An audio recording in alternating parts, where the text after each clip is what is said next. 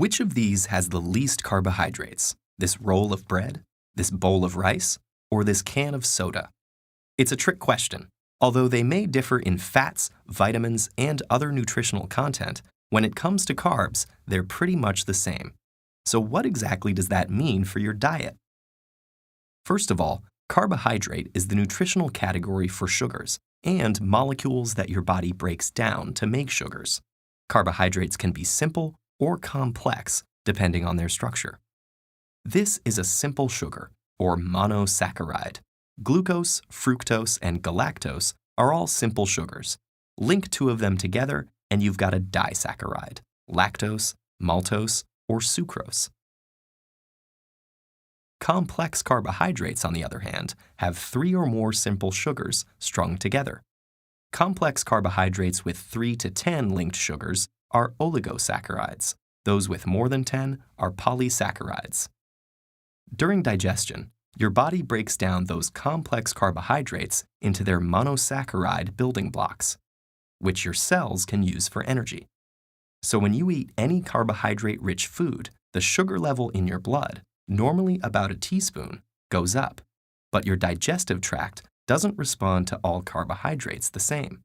Consider starch and fiber, both polysaccharides, both derived from plants, both composed of hundreds to thousands of monosaccharides joined together, but they're joined together differently, and that changes the effect they have on your body.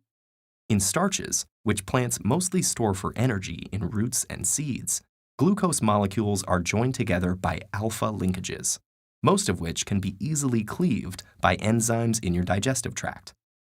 But in fiber, the bonds between monosaccharide molecules are beta bonds, which your body can't break down. Fiber can also trap some starches, preventing them from being cleaved, resulting in something called resistant starch.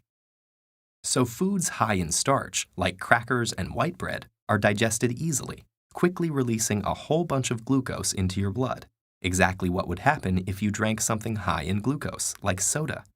These foods have a high glycemic index, the amount that a particular food raises the sugar level in your blood. Soda and white bread have a similar glycemic index because they have a similar effect on your blood sugar. But when you eat foods high in fiber, like vegetables, fruits, and whole grains, those indigestible beta bonds slow the release of glucose into the blood. Those foods have a lower glycemic index, and foods like eggs, cheese, and meats have the lowest glycemic index. When sugar moves from the digestive tract to the bloodstream, your body kicks into action to transfer it into your tissues, where it can be processed and used for energy. Insulin, a hormone synthesized in the pancreas, is one of the body's main tools for sugar management. When you eat and your blood sugar rises, insulin is secreted into the blood. It prompts your muscle and fat cells to let glucose in and jumpstarts the conversion of sugar to energy. The degree to which a unit of insulin lowers the blood sugar helps us understand something called insulin sensitivity. The more a given unit of insulin lowers blood sugar, the more sensitive you are to insulin. If insulin sensitivity goes down, that's known as insulin resistance.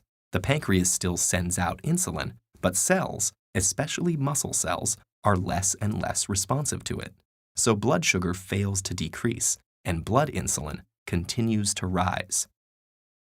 Chronically consuming a lot of carbohydrates may lead to insulin resistance, and many scientists believe that insulin resistance leads to a serious condition called metabolic syndrome. That involves a constellation of symptoms, including high blood sugar, increased waist circumference, and high blood pressure. It increases the risk of developing conditions like cardiovascular disease and type 2 diabetes. And its prevalence is rapidly increasing all over the world. As much as 32% of the population in the US has metabolic syndrome.